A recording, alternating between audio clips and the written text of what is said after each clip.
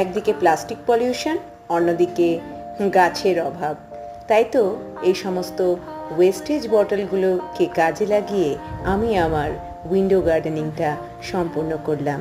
এতে জানলা দিয়ে যেরকম সুন্দর ঠান্ডা হাওয়া আসবে, আর তাপ শোষণকারী এই গাছ ঘরকে ঠান্ডা রাখতেও সাহায্য করবে। যদিও এখন তাপের দাপট অনেক বেশি, তাই ঠান্ডা রাখার জন্য শুধু বাড়িতে গাছ নয়, পরিবেশে অর্থাৎ আমরা যে যেখানে থাকি তার চারপাশটা সবুজ করে তুললে কেমন হয়? আমাদের পরিবেশও অনেকটা হাঁপ ছেড়ে বাঁচতে পারে, আর সাথে আমরাও।